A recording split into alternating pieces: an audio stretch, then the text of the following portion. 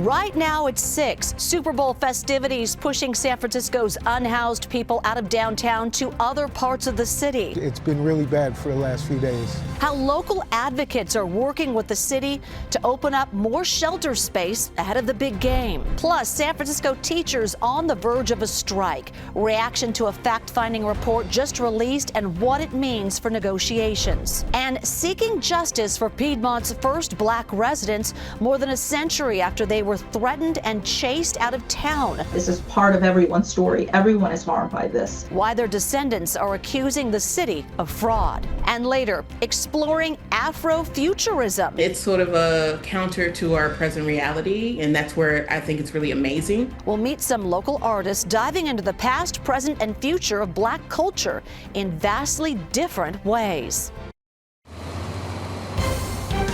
This is CBS News Bay Area with Juliette Goodrich. Good evening. Thanks for joining us at 6. We are 4 days away from Super Bowl Sunday, and the entire Bay Area is starting to get into the spirit as tens of thousands of tourists arrive for the big game. So downtown San Francisco has been absolutely crawling with fans for a number of events. We've talked about how the city is trying to make a good impression, and that includes round-the-clock trash pickup and homeless outreach to get people off the streets. But some advocates worry the city is just pushing its problems out of the public eye into other neighborhoods. Our Brad Hamilton has more on one organization working overtime this week to give the unhoused a safe space. With his belongings held tight, Michael shared that the last 12 months have been hard. More than a year, I've been homeless on the streets. But he says that this week and last have hit harder than most. I've been told by the BART officers and police and San Francisco PD not to be seen, to be invisible, or we'll take you to jail. So Michael came here to the Gubbio Project site in the Mission District after hearing that they were a place to go for a week of housing. Management of the nonprofit confirmed off camera that they usually house about 80 people during the daytime hours. For this week, they say they're working with the city to extend service to 24 hours. In a statement, San Francisco's Department of Emergency told us in part, quote, "Nothing about the city's outreach strategy has changed. San Francisco's work to bring people indoors and improve street conditions is ongoing every day, regardless of whether a major event is happening in the Bay Area." They added that the city is leveraging existing shelter capacity and working to maximize placements with groups like the Gubbio Project. It doesn't feel fair. It's not fair to them, but it's not fair to us either. Not wanting to reveal her identity, a caseworker for a drug and rehab facility in the Mission District told us that there have been plenty of new faces on her block where she works and at home in the Tenderloin for Super Bowl week. We see it a lot. When there's big events that go on in the city, we see an influx of them. A lot of unhoused in our area, just kind of hanging out, and the church is a good place for them to get a meal. As for Michael, well, he told us that he is grateful to have found this space, but it certainly wasn't easy. I don't have anywhere else to stay, it's hard for us to find places to stay that are safe, and it's been really bad for the last few days. His message to decision makers, out of sight, out of mind, isn't a solution either. Meantime, tonight, Chinatown is taking center stage in the Super Bowl celebrations with a block party.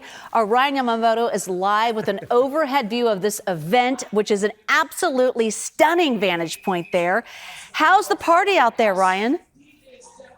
Well, let me give you a bird's eye view of where we're standing. We're live on top of the Lee Family Association building. We're up on the 3rd floor. The party is on the ground, but take a look at behind me. You can see as the sun has gone down, those red lanterns, they have turned on, and it is packed along Grant Avenue, stretching all the way over to California Street right there. But it is a beautiful view of that block party from where we're standing. Once again, it is the big game block party that's underway to celebrate the Super Bowl right here in Chinatown.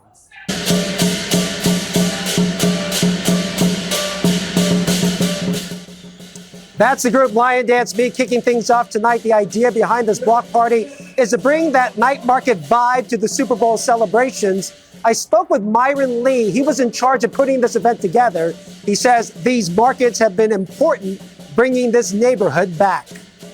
My aunt Lily Lowe of B Chinatown had an idea to do these night markets And I literally said to her, Lily, you're insane. We're not doing night markets in Chinatown. That's like a major undertaking. And then we're like 12 or like 15 down at this point. So we do them once a month, second Friday of the month from May to October, but we decided to do this one-off because to bring folks who are in town for the Super Bowl into our community. So Myron and his group is also responsible for Daniel Lurie's inauguration celebration here in Chinatown when we saw thousands of people come to this neighborhood. So much more to come from Chinatown tonight. And speaking of the mayor, Mayor Daniel Lurie is going to do an appearance. He held his inauguration celebration once again in this neighborhood, and rapper Ruby Ibarra will close out the night. We'll be here to watch it all. But once again, I mean, Jules, look at this view behind me. I mean, we're right above, 3 stories up along Grand Avenue. It is packed down there right now. The lanterns are lit up. I mean, I've never seen a view like this from Chinatown, but it is a great vantage point. Seriously, what a great stage and what a great set for you tonight. Looks great. Thank you so much, Ryan. All right, on to other news now. The superintendent of the San Francisco Unified School District spoke out less than an hour ago on a new report that could be the catalyst to start or stop a teacher strike. The report was released just a few hours ago. It dug into the demands from both the district and the union. Now, 2 of the sticking points are raises and health care. The union is asking for a 9% raise over 3 years. The district is offering 6%. The report recommended the district's number. Superintendent says the district has offered to fully fund health care premiums, and they are standing by that offer. My goal is to avoid a strike. I want us all to come back to the table and have the conversation that will continue moving towards an agreement to support our educators and support our students while making sure that the district remains financially stable. The union tells us they will restart negotiations tomorrow at 5 p.m. They gave us a statement on today's report saying the release of a report from a state-appointed neutral states that the district can and should offer educators fully funded family health care and raises, affirms the threats to our immigrant and housing insecure communities are real, and acknowledges improvements in special education must be made to bring stability to the district. The union says it is willing to negotiate into Thursday and Friday. If members go on strike, parents will have a heads up, but not much. The union only has to give 48 hours notice. So a potential strike has parents like Roberto Guzman Rivera nervous. We can't quit our jobs, and the impact is going to be great because a lot of our partners, they have more than 2 jobs, and they have to make it to work. Educators have been working without a contract since July 1st of last year. The union plans to hold a news conference about the report tomorrow morning. We will be following it. The family of a brave and barrier-breaking couple says the city of Piedmont never truly atoned for the cruel treatment that they faced, and now they're taking the city to court. Kelsey Thord breaks down this new lawsuit.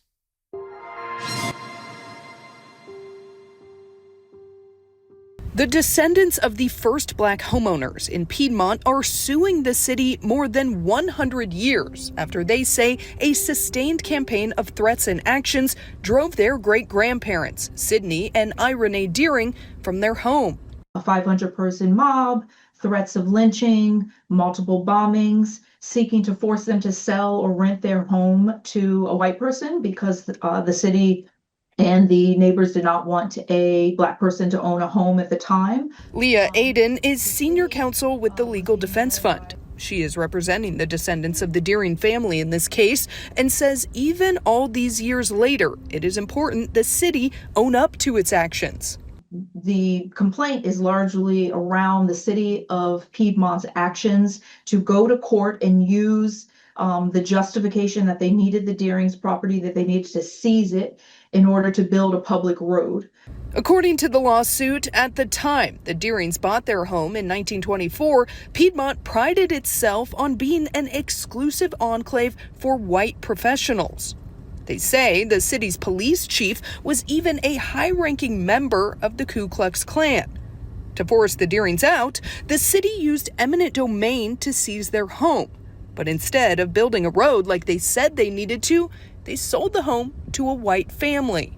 The generational wealth, again, the hopes and dreams, the access to high quality public education, all of that was lost to the Deerings at the time, and it was lost to descendants like the plaintiff who we represent in this action. According to the lawsuit, the descendants of the Deerings are seeking damages as well as an official apology from the city. Has to include an apology, monetary compensation, or other forms of relief that we think can begin to repair the damage that has been done because of governmental action then with impact today. The city of Piedmont declined to comment on the case, only saying the city has not been served in this matter. Aiden says, sadly, cases like this are not rare in California. They have represented families with similar stories across the state. She says the goal in a suit like this is not only to get justice for the family, but to also expose this dark history to the rest of the community. This is part of everyone's story. Everyone is harmed by this. There are people in Piedmont who did not know this, and they should know that this is part of their community's record so that they don't repeat it. A memorial for Sidney and Irene Deering is being built in Piedmont at the same location of the house they bought over 100 years ago. It is expected to go up sometime this year. Still ahead right here at 6, Black History Month is underway around the Bay Area. We'll introduce you to some local artists using vastly different styles to explore how Black culture has evolved and where it is heading. Afrofuturism seems to be preoccupied, along with myself, is that we will exist in the future. How does that look? We are following a developing story out of San Francisco. Search and rescue efforts are underway after a report of a surfer in distress at Ocean Beach. This is video from earlier today where warning signs were up about dangerous conditions there. SF Fire says a surfboard was found without a surfer. The National Weather Service issued a beach hazard statement for the Bay Area coast starting at midnight through Friday. We will keep an eye on this search. We'll bring you any updates as soon as we get them. As we celebrate Black History Month, we're exploring the role of art and artists in the African American community. Afrofuturism imagines a world where Black culture, Black stories, and Black art take center stage and show that resilience can be truly beautiful. Devin Feely introduces us to a pair of pioneering artists imagining what Blackness will look like in the future.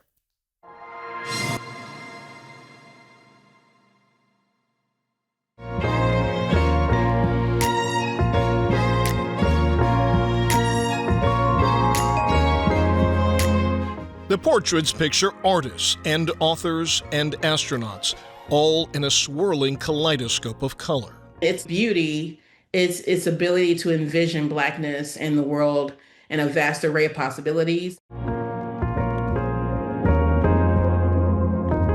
Latrice Gaskin's art anchors the Women of Afrofuturism exhibit at the SFO Museum.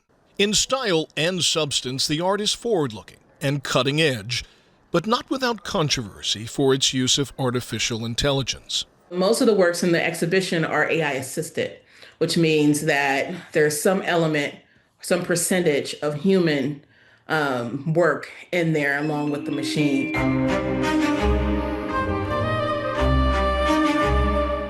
Latrice says in the hands of an artist, AI is but a tool, one of many.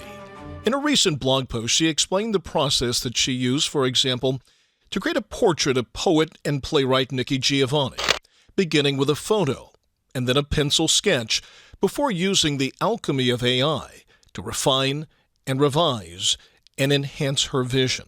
Every technology that has existed for artists have always kind of been the vanguard in many ways.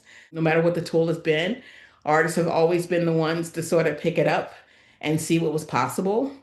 So what exactly is Afrofuturism?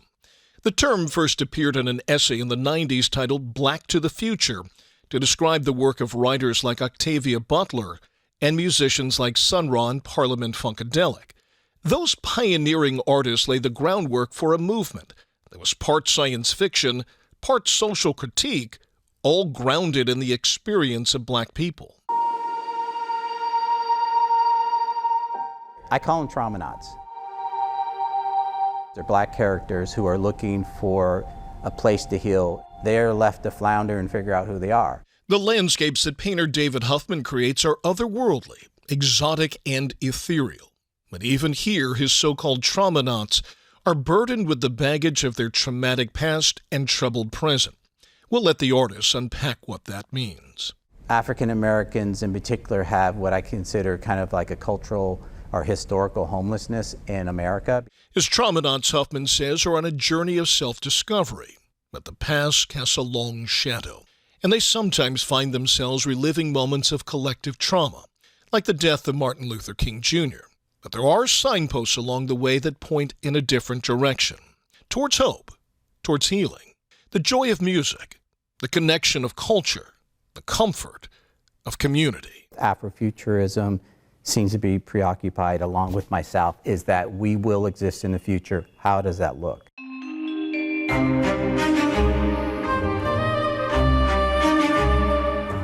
That question and a belief in a better tomorrow unites the artist's work. It's sort of a counter to our present reality, and that's where I think it's really amazing. Their art in so many ways could not be more different, but for both, the future beckons. A blank canvas waiting to receive the stories they have to tell. The future generally offers up a kind of unencumbered possibility of well-being or opportunity. The Women of Afrofuturism exhibit is on display at SFO through September of this year. We'll certainly bring you more stories of Bay Area trailblazers all throughout Black History Month. And be sure to watch our special on Thursday, February 19th at 7:30 p.m. on KPIX or streaming on the free CBS News app. Very last of Wednesday's daylight fading on the horizon as we look toward Sutro Tower from our Salesforce Tower camera. Temperatures today unseasonably mild once again. Even the cool spot in Concord was a half dozen degrees above normal. Everybody else made it up into the low 70s. The warmest temperatures we're going to see for a while will occur tomorrow. Details on that and how much will cool down coming up in First Alert Weather. Unseasonably warm temperatures across the Bay Area once again today, and one more day of these really warm temperatures in store for us tomorrow. Looking outside and seeing the last of today's daylight from the top of the Mount Diablo camera there is what we're looking at. Some haze on the horizon. That is still going to be with us tomorrow. Unseasonably warm, but with poor air quality. A spare the air alert in effect for tomorrow. Dry, mild weather will prevail through the weekend, so even as we back down a little bit temperature-wise, we're still going to be above normal Saturday and Sunday. And then an unsettled pattern returns next week with at least a chance of showers on a daily basis for the first half of next week, which we could use to improve the air quality. Got into that unhealthy for sensitive groups range, especially interior portions of the East Bay. We had some of those orange dots around the south end of the Bay, over San Francisco and parts of the North Bay as well. And it's going to be a similar story again tomorrow, which is why we have that spare the air alert. So those wood-burning stoves and fireplaces are a no-go. Some of the smoke has been blowing in from the Central Valley. They've been on the chilly side because of the influence of the Tule fog. So it's not just locally generated wood-burning smoke that has been causing air quality issues, but some of it blowing in from our neighbors to the east. But our rain chances will go up next week. We're looking at the rain chances beginning on Super Bowl Sunday and then carrying through the beginning of President's Day weekend, which is also Valentine's Day. And while there is an outside chance of a shower on Super Bowl Sunday, not likely. In fact, even Monday and Tuesday, the rain chances are going to remain below that 50-50 threshold. Wednesday brings the first decent chance of light rain showers, and then more significant, more impactful rain is looking more likely by the end of next week and the following weekend, President's Day weekend, but that's a long way down the line in forecasting terms. We'll keep you updated on that. For the Super Bowl, I think we're going to see more clouds than sunshine, but still mild temperatures in the mid-60s in Santa Clara at kickoff, steadily coasting down, but only to the upper 50s by the end of Super Bowl 60. Looking outside right now towards the Golden Gate from the Mark Hopkins Hotel, and again, almost dark out there. Temperatures are mostly in the 60s still. It's 57 degrees for the cool spot in Livermore, still holding on to 65 degrees for the warm location in San Jose, right on its heels in San Francisco with a temperature of 64 degrees at the moment. That fog in the Central Valley, once again, is going to spill through the Delta into some of the interior valleys of the East Bay, the Diablo and San Ramon valleys. A little bit of fog around the Bay, but it's not going to have a significant impact on tomorrow's temperatures, which are going to warm up in a hurry, anywhere from 7 to 14 degrees above normal for tomorrow's highs. We're talking about mid-70s in San Jose, even to the upper 70s, Los Gatos and Morgan Hill. As warm as these temperatures are, though, we're going to be anywhere from 4 to 8 degrees below record territory tomorrow. Even the cool spots, though, are going to be a good half dozen degrees above normal, well into the 60s east of the Oakland Hills, mostly low 70s around the bay, close to 70 in the city, near 70 at the coast, and going from the upper 60s to the low to mid 70s in the North Bay as well for one more day. But even once our temperatures start to back down with some more cloud cover passing through Friday and Saturday, that's associated with the storm system that's not going to send any moisture towards us, but it should help to stir things around and improve our air quality. We're still going to be above normal for high temperatures through the weekend, and then much closer to average next week with showers possible Monday and Tuesday. A little stronger signal towards some light rain showers headed our way a week from today. Jules? Paul, thanks. When we come back, a Bay Area congressman gives an unusual but fitting tribute to the late Bob Weir on the House floor.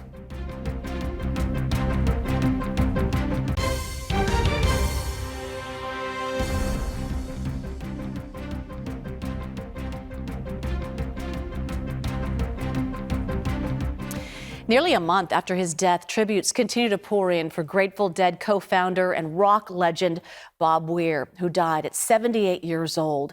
Today, North Bay Representative Jared Huffman spoke about Bob Weir's legacy living in Marin on the congressional floor during general speeches. The congressman delivered his remarks in true Deadhead fashion. Bob was more than a musical icon. He was a neighbor, a friend, and we send our love to his family, his friends, and all my fellow Deadheads across the world. And Mr. Speaker, let the record reflect I delivered these remarks barefoot in honor of Bobby Weir. I think he would appreciate that. I yield back. Reminder to observe proper decorum on the floor. Oh, okay. Weir was also seen walking barefoot. He told Rolling Stone magazine last year he started running barefoot in the mornings. All right, CBS EV News is next on KPIX, local news on our streaming service. Join us at 7 o'clock for our Super Bowl special right here. All news, all Super Bowl, 7 o'clock.